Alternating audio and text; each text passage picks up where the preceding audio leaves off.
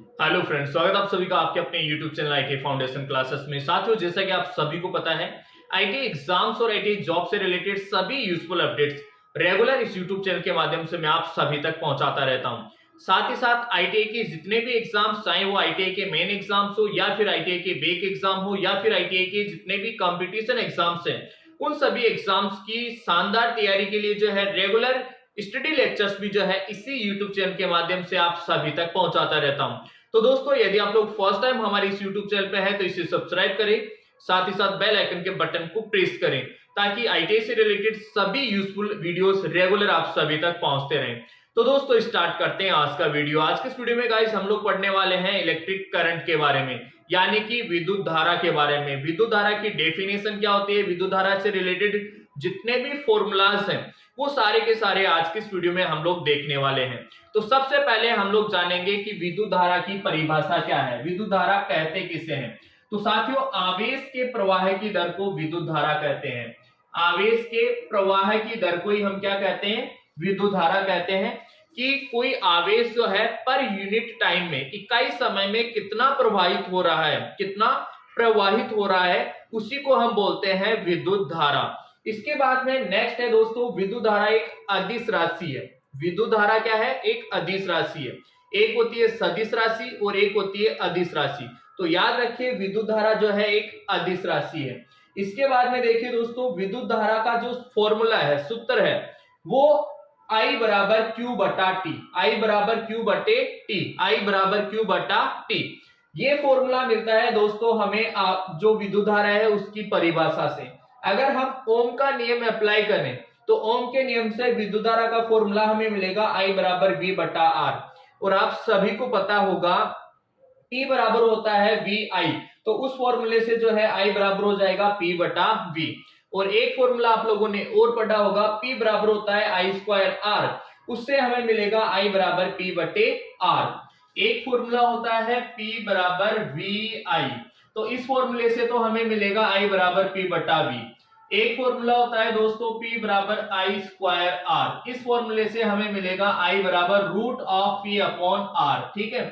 इसके बाद में देखो नेक्स्ट है, विद्युत धारा को हम एमीटर से मापते हैं। कौन से उपकरण से मापते हैं, विद्युत धारा को जो है हम एमीटर से मापते हैं। इसके बाद में देखिए, आदर्श एमीटर जो होता है, आदर्श एमीटर एक होता है आदर्श एमीटर और एक होता है प्रायोगिक, जिसे हम लेबोरेटरीज जो भी अपना वर्कशॉप है वहां पे यूज करते हैं, उसे हम बोलते हैं प्रायोगिक एमीटर। तो आदर्श एमीटर जो है उसका आंतरिक प्रतिरोध शून्य माना जाता है, शून्य। आदर्श एमीटर का आंतरिक प्रतिरोध यदि आपसे कोई पूछे तो आपको आंसर देना है 0 ओम। आदर्श एमीटर का आंतरिक प्रतिरोध होता है 0 ओम। और यदि आपसे पूछे कि प्रायोगिक एमीटर का आंतरिक प्रतिरोध कितना रखा जाता है, तो प्रायोगिक एमीटर का आंतरिक प्रतिरोध जो है वो रखा जाता है न्यूनतम। 0 तो नहीं रख सकते प्रैक्टिकली, बट प्रायोगिक एमीटर जो है उसका इंटरनल रेजिस्टेंस, आंतरिक प्रतिरोध जो है वो न्यूनतम होना चाहिए। और आदर्श एमीटर की अगर बात करें तो आदर्श एमीटर के लिए जो है इंटरनल रेजिस्टेंस 0 ओम होना चाहिए। ठीक है। इसके बाद में देखिए, एमीटर को जो है हम श्रेणी क्रम में जोड़ते हैं, सीरीज में जोड़ते हैं। ठीक है। करंट को हम हमेशा श्रेणी क्रम में मेजर करते हैं। करंट को, इलेक्ट्रिक करंट जो है, विद्युत धारा जो है उसको श्रेणी क्रम में ही मापा जाता है। तो एमीटर जो है वो श्रेणी क्रम में कनेक्ट किया जाएगा, श्रेणी क्रम में जोड़ा जाएगा। ठीक है।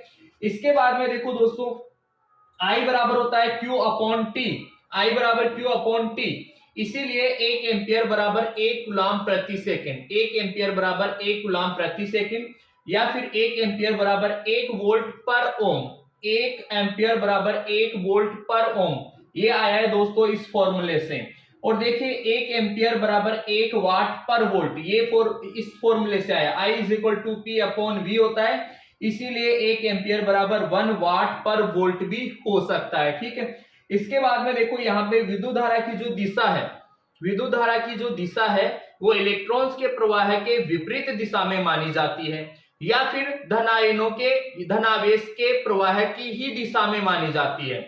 आप यूं कह सकते हो कि अगर आपसे कोई पूछे विद्युत धारा की दिशा क्या होती है, तो आप कहोगे विद्युत धारा की दिशा इलेक्ट्रॉन्स के प्रवाह के विपरीत दिशा में होती है।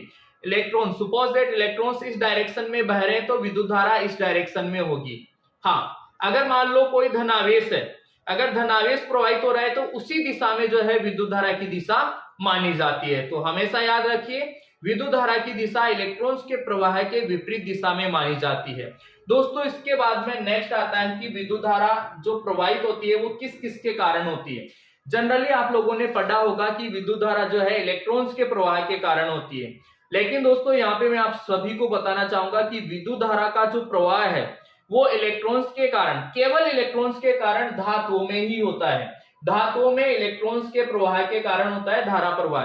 केवल जैसे मान लो चालक तार है, तांबे का तार है, एल्यूमिनियम का तार है, कॉपर का तार है, सिल्वर का तार है, ठीक है, लोहे का, ठीक है, जितने भी मेटल्स हैं, अगर धातु का कोई तार है उसमें से अगर विद्युत धारा प्रवाहित हो रही है तो उसमें केवल और केवल इलेक्ट्रॉन्स के प्रवाह के कारण विद्युत धारा प्रवाहित होती है।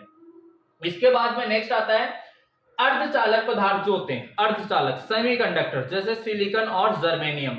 सिलिकॉन और जर्मेनियम में अर्धचालकों में, सिलिकॉन और जर्मेनियम मतलब अर्धचालकों में जो धारा प्रवाह होता है वो इलेक्ट्रॉन्स और होल्स दोनों के कारण होता है, इलेक्ट्रॉन्स तथा होल्स दोनों के कारण होता है, ठीक है।